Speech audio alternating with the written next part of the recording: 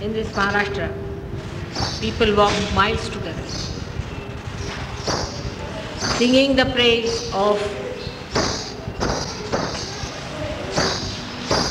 Sri Krishna. They walk day in and day out. Some people walk for 2 months to come to this temple of Sri Krishna at Pandharpur. And you too had to do a little bit of that. So you can imagine those who must have walked day in and day out, sleeping in the open in between where there could be snakes or anything, and then taking some food on the way wherever they get it, or maybe fasting. With great penance they come to this temple. Singing the praise of God. बसा आता बोलू नका जरा पेटकर आता आमच्या भाषणात जरा शांत बसा सगळेजण खाली बस.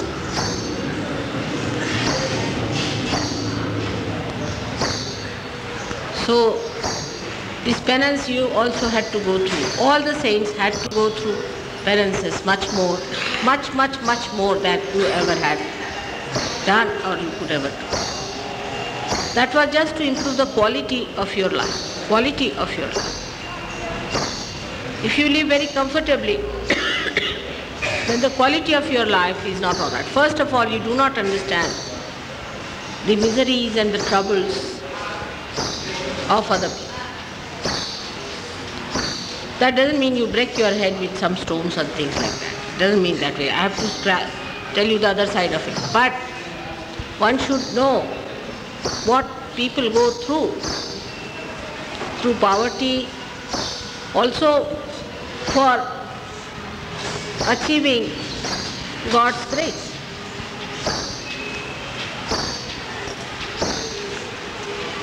And one of the things I was sure that you will be reaching very late here, and I told people that no use making food for them, but I just kept quiet because this was the thing was there. But in any case, being Sahajogis, you must have enjoyed it. And we have organized a program by which you can go and see a temple, which was really my great desire to build a temple like that, which will take about 3 hours, they were saying.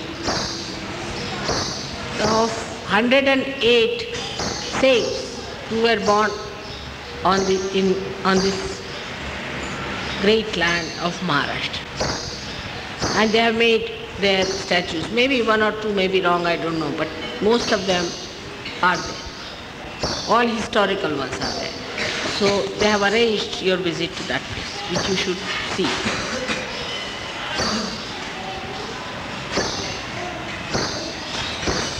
Quality of life has to be improved by not showing off. It's not a showing off.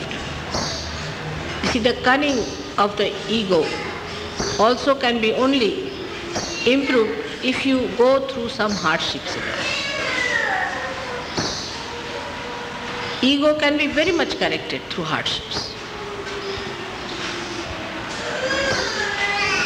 Because we are so much used to comfort and self-indulgence, our ego always is supported. And I don't like it, I like it. We decide on 2 points, which is a very long thing. So to improve the quality of life, one has to go through troubles. People very easily in the West say, I'm fed up, I'm tired. I mean, they don't even think that saying this will hurt another person. Very common. I mean, I was myself amazed. Or even to say, I hate you, is very easy. The tongue is just not educated properly. The tongue is not educated. So Sahaja is the new religion in which your eyes, your nose, your ears, your tongue, everything, all these organs are educated, taught to say things, to hear things, to see things that are genuine, sincere, beautiful and divine. If we could develop such organs, we will be the best surgeons. Also, one should not complain. Anybody who complains is not a surgeon. Your mother never complains. When I am tortured by people, you know that I never complain. So you should also not complain about anything. For physical comfort to complain is the baser thing. But even for other things, one should never complain. Be thankful, count your blessings one by one.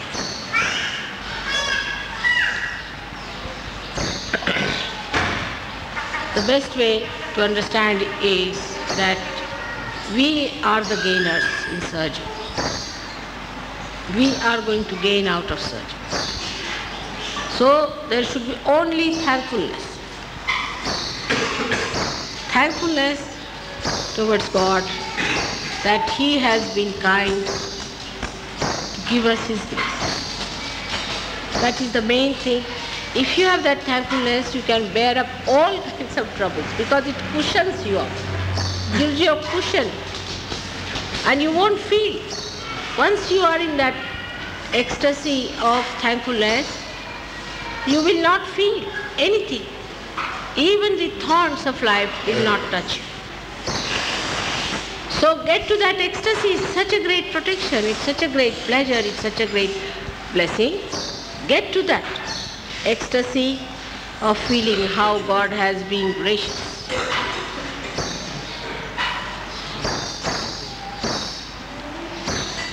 You are one of the first Sahajogis from various countries. Maybe after 10 years or so, the other Sahajogis may not have the pleasure of traveling by buses, may not have all these troubles as you have had. Maybe that they might get an air-conditioned, beautiful, what you call a bedroom, attached bath sort of a place. Maybe, I don't know how they change it. And they won't have this kind of variety or anything. But you are the foundation, so you are to be beaten up properly into proportion. And brought out to that level that you can withstand all the brunts and all the problems. Because the newcomers and poor quality people can only be sustained by people of strong qualities, loving qualities, beautiful qualities. And the quality of life is the purpose of this too. So if you still have ideas of your comfort and all that, you better leave them in Switzerland, in Paris, and in England or America. Here you have come to take up in yourself the discomfort of life. Thousands are living like this in much less condition. Why are you so privileged to have all the comforts of life? Why should you have all the comforts of life? Even Roosevelt has said that poverty anywhere is a threat to prosperity everywhere. In the body, if there is one place which is sick, you all have to suffer. So it's best in collective consciousness to feel that pain, that trouble also. They have some other blessings. They have the blessings that they are not complicated. They are very simple, straightforward. They are not complicated people at all. They are very simple, straightforward people. They are poor, maybe poorer, but they are very rich because they are so generous, so generous. Maybe your health is better, but they look healthier. At least they manifest as healthier people. They work much harder than you do.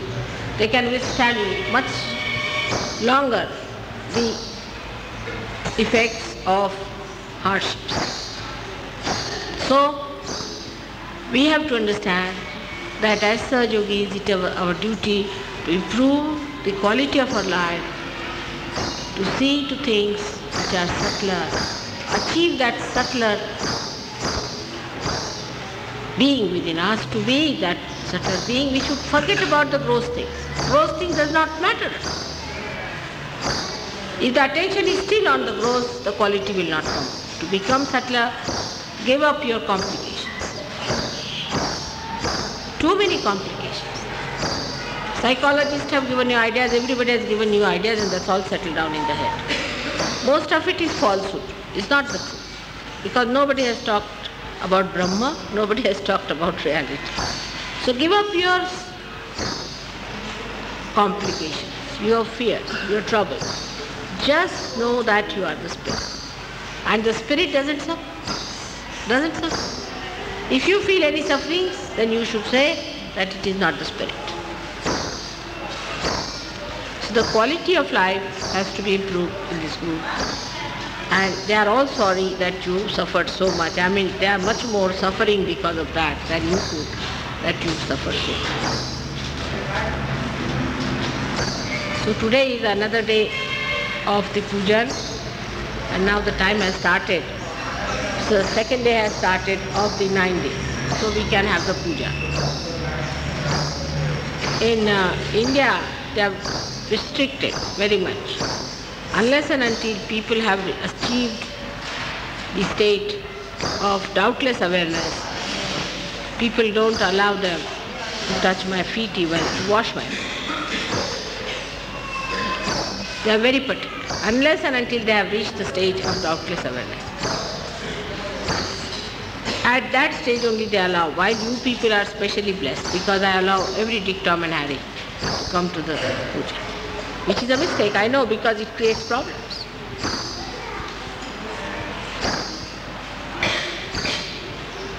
So, one should understand that here they are very particular as far as the puja is concerned. They don't allow any half-baked person to come to puja. If there is slightest doubt about a person, they just tell them, you are not allowed. Then the person works it out for puja, that he should become capable of coming to the puja. While in London or all that, if I say don't come to puja, they will think it's a very good thing. I mean, they will all disappear in the thin air. Only through puja I can capture some people, but some people react, and it can be very dangerous. So all this dangerous game that is there in the West is against Sahaja. And as it is in the West, it's very difficult to establish that. Very, very difficult. You know the reason. Very difficult. Here you have seen thousands and thousands of people are getting realization. The time I am spending in the West, one day spent there, I can give thousands of people realization here. So it is more for you to develop wisdom and sense of responsibility. Because it's a very difficult place, West is. And if you do not want to make it a waste, then you must realize the responsibility that you have.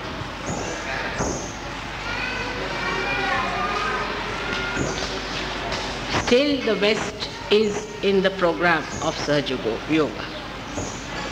I never thought I would be able to include them, but somehow it happened that I got to the West.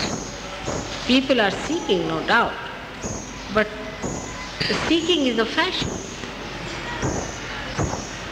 The genuineness of the heart, you cannot feel also much because the ego is covering it. Those who have felt it are gems, actually gems there, are really lotuses born in the mud, actually. The quality of understanding of divine life is very poor, and dharma is also very poor. We've seen it. I mean, it is so. So the responsibility of a Western Sahajogi is much more than that of Indian Sahajogi. To keep the life very pure, simple and dedicated is very important. While the whole of India I can manage single-handed, I really don't need Sahajogi, I can tell you. But if you ask me about the and all sorts of things they do, I mean all sorts of tricks they will pay, everything they will do to trouble me. There's no end to it.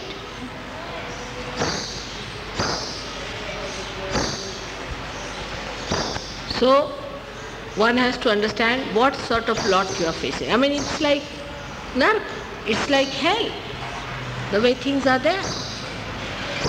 Just open your eyes and see for yourself. Now you've seen these simple villagers, seen these simple people. Today I saw some boys coming on my feet, about 14 years, 18 years. See, their Kundalini is just like a big river, just like a plain big river, nothing, no obstruction, nothing. No complication at all. Even old women I have seen, giving bandhan to themselves so sweetly, you see them. So the responsibility is much more than these people. So be subtle. Do not complain. Develop your subtler being. Develop your love, your heart. Open. I mean, West may be rich, I agree. They are rich, everything is there. You've got helicopters, this, that, everything, aeroplanes, everything outside. Inside, the richest. They are poor. Doesn't matter. And the more you care for riches, the worse it will be. So you forget that part and become dedicated to your inner quality of your spirit, which you are. You are gems. I told you are gems. See. But we have to increase. We have to get more people to surgery. It's so difficult that imagine in a temple we had a program. Can you think of one church where I can have a program in these at least 10 years to come? Can you think of any church like that? Such dumbfounded people. They have no idea of divinity. Even Christ comes before them, they will keep him out of the church. They know sensitivity. They are insensitive people. So your lifestyle, your quality has to improve. And you have to take really yourself to task for it. Be kind to yourself. Be nice to yourself. But do not indulge. I'm sure great people will be born in all the Western countries, definitely. I'm sure of. Very great. And they will really substantiate such. But you should prepare yourself to give them a complete support. All right? May God bless you. आता ह्यांना जे सांगितलं ते तुम्ही ऐकलेलंच आहे. पण तरी सुद्धा जरी तुमची खूप स्तुती केली तरी सुद्धा हे समजलं पाहिजे की आपल्या हिंदुस्थानात सुद्धा अनेक तऱ्हेचे प्रकार आहेत ज्यांनी आपण बांधले जातो. त्यांच्यात श्रद्धा नाही आणि तुमच्यात आंधळी श्रद्धा, पहिली गोष्ट आंधळी श्रद्धा आहे. ती आंधळी श्रद्धा नीट केली पाहिजे. आता माताजींनी सांगितलं की समजा असं सांगितलं की बघा काळ्यामध्ये काळं घालू नका, की लगेच माझ्यावरती सगळे दंड घेऊन येतात. का माताजी म्हणे अरे मी कशाला सांगते, ज्या गोष्टीला मी मना करते ते का करते, उगीच सांगत नाही. काळं घातलं म्हणजे त्यांनी त्रास होतो, ते करायचं नाही. नाही आम्ही माताजी तेही करतो आणि हेही करतो, तसं चालायचं नाही. दोन्ही करता येणार नाही. सहयोग करायचा म्हणजे तो शुद्ध स्थितीत गेला. त्यांच्यामध्ये अश्रद्धा आहे पण तुमच्यामध्ये आंधळी श्रद्धा आहे आणि हट्टी आहात त्याबाबत, तेव्हा ते ठीक नाही. आता युगधर्म आपण म्हटलेला आहे, म्हणजे ह्या युगामध्ये सहयोगाची धारणा आपण धारण करायची असते. त्याच्यासाठी शहाणपण असाल. शहाणपण जर नसलं, हट्ट जर केला तर काहीच करता येण्यासारखं. हट्ट नाही करायचं, बघायला पाहिजे माताजी जे म्हणतात ते खरं होतं की नाही. झालं ना, एकदा कळलं ना तुम्हाला, व्हायब्रेशन्स आले ना, हे सगळं लिहिलेलं ना देवीचं महात्म्य, की माताजींच्या पायावर तुम्ही कुंडलिनी पाहिली ना असताना, तर झालं. आता मला पुढे सांगायला कशाला पाहिजे. जर हे साक्षात आहे तर मग कळलं पाहिजे आपल्याला की माताजी जे म्हणतात ते केलं पाहिजे, सहयोगात जे म्हटलंय ते केलं पाहिजे. जर ते तुम्ही करणार नाही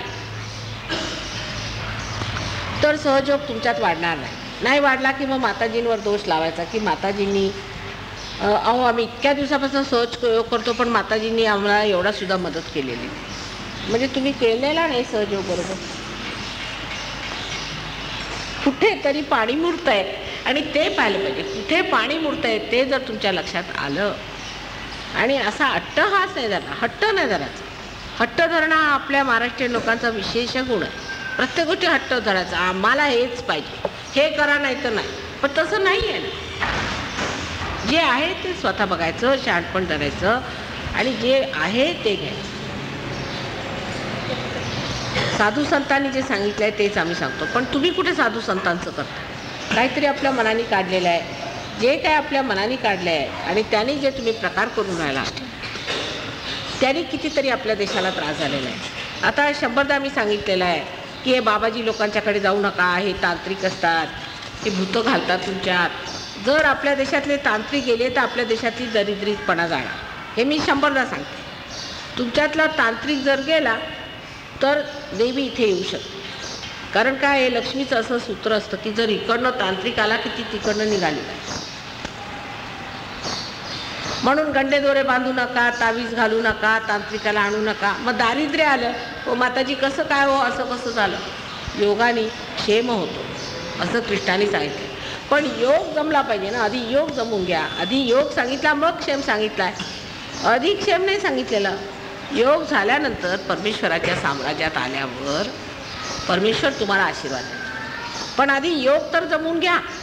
योगाच्या बाबतीत अत्यंत हट्ट असतो आणि तो हट्ट केल्यामुळेच सगळ्या गोष्टीला दिरंगाई होते. दिरंगाईची वेळ नाही. त्यावेळेला जितक्या लवकर सहयोग मिळत आहे तितक्या झपाट्याने तुम्ही वाढू शकाल. जितक्या झपाट्याने सहयोगाचा धर्म वाढेल तितकंच आपल्याला, आपल्या देशाला आणि सर्वच मानव जातीलाच त्याचा फायदा होणार आहे. हे एकदा जर लक्षात आलं तर मनुष्य लगेच जे माताजींनी म्हटलं तेच करा, आम्हाला करायचं नाही दुसरं अशाला. आता प्रत्येकाला आहे की आम्ही कुणाचे बंदे नाही, आम्ही कशाला करायचं, नका करू. पण उद्या तुम्हाला त्रास झाल्यावर तुम्ही परत आमच्याकडे येणार. डॉक्टरने काय सांगितलं समजा, आता हे डॉक्टर त्याआधी हे सिद्ध झालं की नाही, तुम्हाला हे सिद्ध झालं की माताजीने आम्हाला पार केलं. आता हे सिद्ध झाल्यावर जे माताजी म्हणतात तेच खरं आहे. मी परत सांगितलं की व्हायब्रेशन्स बघून तुम्ही प्रत्येक गोष्ट. कोणी म्हटलं आम्ही मोठे आहोत म्हणून काय मोठं होत नाही, असाल तुम्ही आपल्या ठिकाणी. परमेश्वराच्या दृष्टीत मनुष्य मोठा आहे की नाही ते व्हायब्रेशननी बघायला पाहिजे. व्हायब्रेशननी बघितल्याशिवाय कोणत्याही गोष्टीला मान्यता नाही द्यायची. आता आपल्या इथे सुद्धा पुष्कळ साधू संत झाले, पैकी काही खोटे आहेत आणि अजून त्यांची पूजा होते. म्हणजे हे गजानन महाराज हा काही मनुष्य खरा नाही आहे, मुळीच खरा नाही आहे. तुम्ही व्हायब्रेशन बघा, नुसता अंगाला नुसता जसं काही कोणी विंचू चावावे तसं होतं त्या माणसाला. जो मनुष्य खरा आहे, अक्कलकोटचे खरे आहेत ते खरे आहेत, ते उपासनी महाराज खरे नाहीत. साईनाथ फारच मोठे खरे होते, पण त्याच्यावर तो जो दुसरा आहे आता आलेला सत्य म्हणवणारा तो खरा नाही. म्हणजे जे आहे ते आहे, जे नाही ते नाही. माताजी कशाला कुणाला चांगलं म्हणतात की कुणाला वाईट म्हणतात असा विचार केला पाहिजे. माझं काही नातं आहे का त्यांची? खऱ्या लोकांची आहे, खोट्यांची नाही. आता तुम्हाला जर मी स्पष्ट नाही सांगितलं तर कोण सांगणार आहे? जर आईनी स्पष्ट नाही सांगितलं तर कोणी सांगायचं?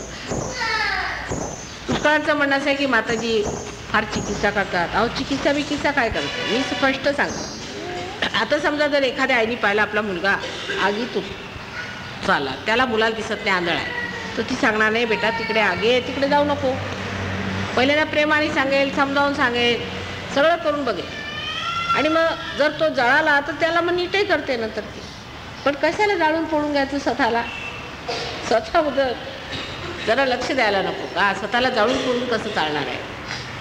दुसरं म्हणजे पैशाच्या बाबतीत सुद्धा सांगायचं आहे की पैसेसुद्धा आपल्याकडे इतके पोटभरू लोक आहेत, सगळेजण देवाच्या नावावर पैसे कमवतात. खूप पैसे कमवायचे आणि खायचे, दुसऱ्याचे पैसे घ्यायचे आणि त्याच्यावरती जेवण करायचे, असे पुष्कळ लोक आहेत. अशा लोकांपासून दूर राहिलं पाहिजे. सहयोगात कुणी पोटभरूपणा करतायत, कुणाला केला की त्याला त्रास होणार. मला माहिती आहे लोकांना भयंकर त्रास झालेले, 7 पिढ्या त्यांच्या उतरणार नाही, तेव्हा त्यांनी पैशात गडबड करायची. ते तर एक झालंच. पण त्याशिवाय जे लोक असे धंदे करतात त्यांच्याकडे जायचं नाही. आता परवा आम्ही एकाकडे गेलो होते, ते सहयोगी आणि ते एक असे आणून बसवले त्यांनी, गुरुवर्य कोणीतरी हवनाला. म्हटलं हे कसे, हे तर पार नाहीत, मग ह्यांना कशाला बसवलं हवनाला, यांचं आम्हाला पोचणार आहे का, तुम्ही बसा. म्हटलं अहो आम्ही म्हणे ब्राह्मण नाही, आम्हाला काय येते, काही नाही, तुम्ही असते तो आम्हाला चालतील, ते नको. तुम्हाला काय येतं असलं तरी आम्हाला चालेल, नुसतं तुम्ही आहुतीला काही घातलं तरी आम्हाला चालेल, पण ते नकोत आम्हाला, कारण त्यांना काही येत नाही, पोटभरू आहेत. त्या पोटभरू माणसाने आमची पूजा होत नाही. मनुष्य पवित्र पाहिजे आणि पार पाहिजे. सहजयोग म्हणजे अगदी दिव्य आहे, दिव्य आहे. आणि त्या दिव्यात तुम्ही तुमचं दिव्य झालं, तुमच्यात दिव्यता आली. दिव्यता येण्यासाठी अगदी जसं काही सोनं आपण विस्तवातून काढतो आणि अगदी ते जसं अगदी लखाकून निघतं तसं तुमचं झालं पाहिजे, तेव्हा तो सहयोग. नाही तर त्याला काय फायदा आहे. सहयोग म्हणजे दुसरे काहीतरी असे चालतात आपले लोक, इकडे तिकडे धंदे, असे धर्म प्रचारक अमुक तमुक, तशातला एक प्रकार करायचा नाही. तुम्हाला काहीतरी तावून सुलाखून काहीतरी विशेष तुमचं झालं पाहिजे.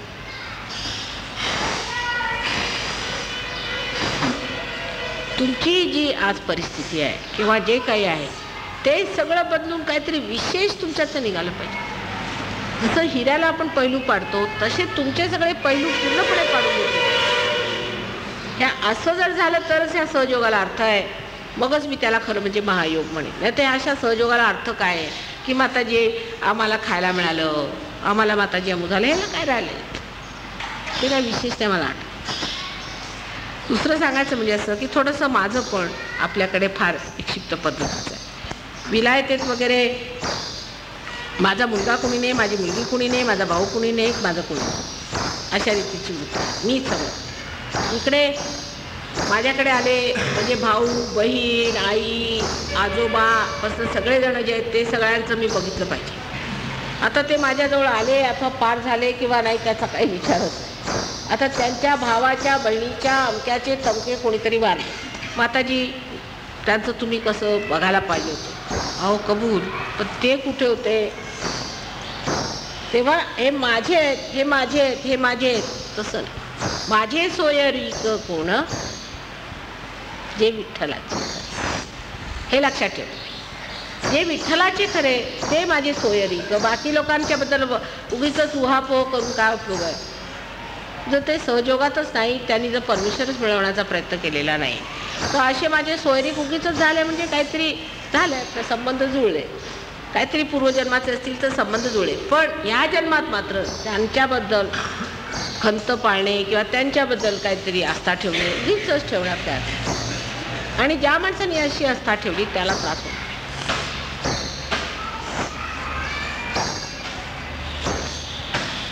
दुसरं आधी एक दुसरी गोष्ट सांगायची म्हणजे माझी फार इच्छा आहे तुमच्या घरी यावं, बसावं. मला खूप आनंद होतो घरात गृहस्थात कुटुंबात जावं. आणि कुणी म्हटलं की मी म्हणते पण येते. पण हे लक्षात ठेवलं पाहिजे आईला फार वेळ नसतो. त्यावेळेस जर तुम्ही म्हणालात तर काय म्हणणार, मला तोडून म्हणता येत नाही, नाही येणार वगैरे. पण इतका वेळ कुठे आहे आईला, सकाळपासून माणसं यायला लागली. ते बसलो त्यामुळे कोणाच्या घरी कधी जाणं नाही झालं तर ते वाईट नाही वाटतं. माझं घर कोणचं आहे, हे माझं घर तेच तुमचं घर आहे ना, मी तिथे आहे, आली तर बरं, नाही आली तर बरं, असा विचार ठेवला पाहिजे. आणि वाईट मात्र वाटून घेतलं नाही पाहिजे अशा गोष्टीचं. जर नाही झालं आईच्या हातून तर झालं, काय हरकत नाही, नाही आल्या ना माताजी, काय हरकत नाही, त्याच्यात काय, माताजीने एवढी कामं आहेत, काय हरकत नाही. माझ्याच घरी आलं पाहिजे असा अट्टास हा दुसरं माझं आहे. आणि त्यात शहाणपण झालं, वाईट नाही वाटून द्यायचं. आजच मीला कुठे जायचं होतं गेले नाही, मला बरं नाही वाटतं, पण करता काय. तेव्हा तुम्ही त्या बाबतीत असं म्हणायचं की माताजी तुम्ही नका वाईट वाटून घेऊ, आम्हाला माहिती आहे तुम्ही कामात आहात, तुम्ही काही इकडे तिकडे जात नाही, तुम्ही सगळं आमच्यासाठीच आयुष्य घालवता. आता माझा संसार आहे, सगळं सोडून इथे 3-4 महिने राहते, ऑस्ट्रेलियाला जायचं, अमेरिकेला जायचं, निदान तरी 6-7 महिने वर्षातनं बाहेर राहते. माझे यजमान आहेत, घर आहे माझं, घरद्वार सोडून सगळं काही तुम्ही राहाल का 6-7 महिने कुणीतरी. तसं करते मी. तेव्हा एखाद वेळा माताजींना सुट्टी द्यावी, त्याला काही हरकत नाही आणि इतकं वाईट नाही वाटून घ्यायचं त्याचं. तेव्हा ह्या ज्या गोष्टी आहेत, आता पूर्वीचे लोक साधू संत तर कुणाच्या घरी जातच नसत, त्याचा नियम असतो आणि सहयोगात ते आमचा नियम आहे तसा थोडा बहुत की घरी कोणाच्या जायचं. एकाच्या घरी गेलं की दुसरा म्हणतो माझ्या घरी या, मग ते म्हणतात की आमच्या घरी आले होते माताजी, म्हणजे ते एक महत्त्वाचं झालं. म्हणजे काही लोक म्हणत नाहीत, काय म्हणतात, तर शक्यतो कुणाच्या घरी जायचं नाही असा आमचा एक नियम आहे. शक्यतो एकाच माणसाचं सगळं घालायचं नाही. आता पेटकर आहेत आमचे दामले, आता ह्या दोघांचं म्हणजे वास्तव्य एकाचं पुण्याला एकाला मुंबईला. आता जोपर्यंत सोलापूरला व्यवस्था झाली नाही तोपर्यंत ह्यांनी इकडे करायचं. मग आता सोलापूरच्या माणसांनी सांभाळलं पाहिजे, त्यांनी जबाबदारी घ्यायची. असंच आम्ही सहयोगाचं करतो. आता असं नाही की हे लोक आले पाहिजेत किंवा व्यवस्था झाली पाहिजे, त्यांच्यावर आता टाकले, त्यांनी आपली व्यवस्था बघायची. त्यांनी हळूहळू मग आता ह्या लोकांनी सुद्धा आसपास असं सेंटर सुरू करायचं. जोपर्यंत ते सेंटर उभारत नाही तोपर्यंत ते बघायचं, मग सोडून टाकायचं. तिथे चिकटून बसायचं नाही की हे मी सेंटर उभारलं आता माझंच इथे सगळं चाललं पाहिजे असं धरून बसायचं. कुठे सेंटर उघडायचं असलं तिथे करायचं. 4 माणसं तिथे उभी झाली ते सोडून टाकायचं, परत आपल्या कार्याला लागलं. परत दुसरं सेंटर उघडायचं, ते तिथे सुरू झालं म्हणजे ते तिथे त्या लोकांना 4 लोकांना तयार करून तुम्ही बा तुमचं सांभाळा, आम्ही तुम्हाला सांगितलं तर तुम्ही करा. अशा रीतीनेच वृक्ष फोफावणार आहे.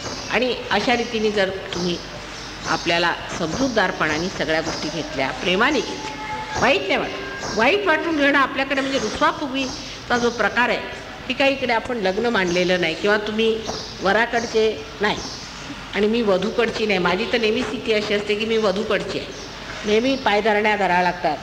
तर तसं आईला करायला लागलं नाही पाहिजे. आपण समजलं पाहिजे की आई जे करते ते आपल्या भल्यासाठी करते आणि आपलीच आई आहे. वाटेल ते आम्ही मागितलं तरी देणार आहे. ती जे असेल ते तुमचंच आहे, सगळा काही अधिकार तुमचाच आहे, त्याबद्दल शंकाच आहे. पण तरीसुद्धा आपला अधिकार कसा वापरायचा, कितपत वापरायचा आणि ते वापरताना सुद्धा आमचा आईवर अधिकार आहे. म्हणजे आमचाच अधिकार नाही, सर्वांचाच अधिकार आहे, सर्वांचंच सगळं काही आहे, सर्वस्व जे आहे त्यालाच हे माताजीचं म्हणणार आहे असं समजून एका सामूहिक चेतने माणसाने राहिलं पाहिजे.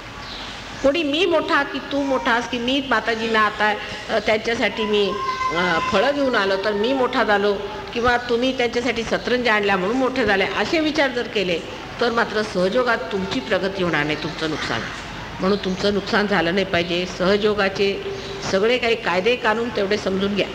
ते कायदे कानून परमेश्वरी कायदे कानून आहे. जर ते तुम्ही प्रेमाने पाळले, प्रेमाने परत म्हटले, रागावून नाही, प्रेमाने समजूतदारपणाने ते जर पाळले तर तुमचे वृक्ष होतील, मोठे मोठे वृक्ष हो आणि तुम्ही स्वतः समर्थ होऊन अतिबलिशाली होणार आहे आणि ही सबंध शक्ती तुमच्यातनं स्वतः वाहू लागेल आणि मला काही करायला तर अशा प्रकारे सोलापूरला आता येणं झालेलं आहे. पुढच्या वर्षी सर्व सोलापूरच्या मंडळींनी मी जो प्रोग्राम आखून पाठवीन तशा रीतीने इथे व्यवस्था करा. मी आखलेला प्रोग्राम जर तुम्ही ठरवला तर सगळी व्यवस्था एका क्षणात होईल. पण जर तुम्ही आपलं स्वतःचं लावलं मध्ये की नाही असं नाही तसं, मग त्रास. मग म्हणायचं माताजी ही व्यवस्था नाही झाली ती व्यवस्था झाली असेल. कारण माझं लक्ष तुमच्याकडे मी प्रोग्राम आखल्याप्रमाणे आहे. मी जे काय लिहून पाठवलं ते तुम्ही मान्य करायचं आणि बघा मग मी तुमची व्यवस्था करते, सगळं तयार होईल, पैसे उभे राहतील, तुम्हाला काही त्रास होणार नाही, काही होणार. पण आपली व्यवस्था करायला सुरुवात केली म्हणजे त्रास. हे जर लक्षात आलं आणि समज त्याची जर तुम्ही घेतली तर तुम्ही म्हणजे सर्व जगामध्ये प्रसिद्ध व्हाल, सर्व जगात तुमचं नाव होणार. हे सहयोगी म्हणजे सोलापूरचे विशेष त्यांनी काय केलं, इतक्या लोकांना पार करून ठेवलेलं आहे. ते अमके एवढे विशेष. आता धुमाळांचं नाव साऱ्या गावात झालं, कारण शहाणी माणसे, शहाणी पण फार. पूर्वी धुमाळांमध्ये थोडासा होता थोडा अहंकार, तो काढून टाकला. आता शहाणपण आला, अहंकार काढला पाहिजे. आता हट्ट म्हणून अगदी करत. तेव्हा कोणत्याही माणसाने त्यांच्याकडे बघून स्वतःला सुधारून घेतलं. हट्ट किंवा जिद्दीपणा करणं, दुसऱ्याच्या डोक्यावर बसणं वगैरे वगैरे हे प्रकार सहयोगाला मुळीच शोभत नाही. उलट जितका सहयोगी वर येतो तितकाच तो नम्र होत जातो. ही त्याची ओळख.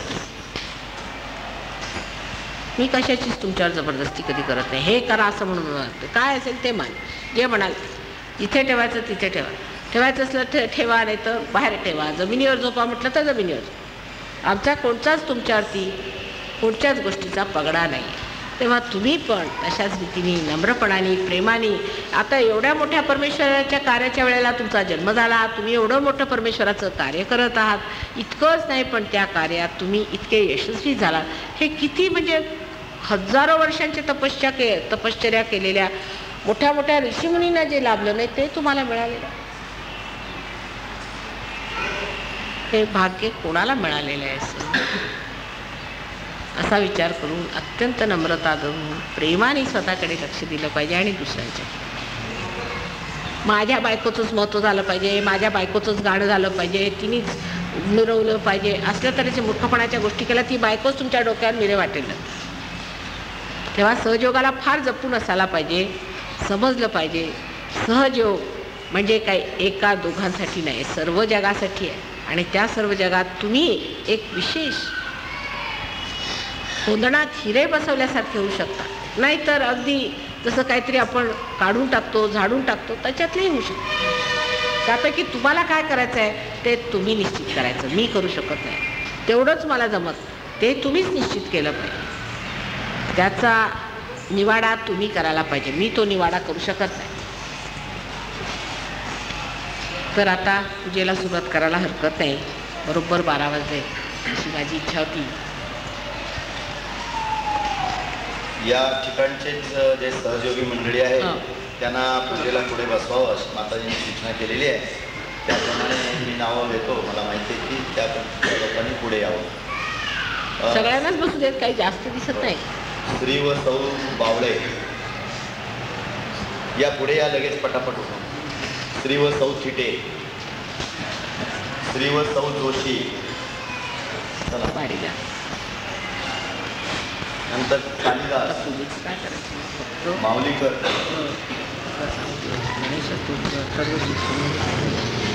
मधु मित्रगोत्री सगळ्यांनी पाहिलं. आणि त्याच्यानंतर अशोक तांबेकर, श्री व सौ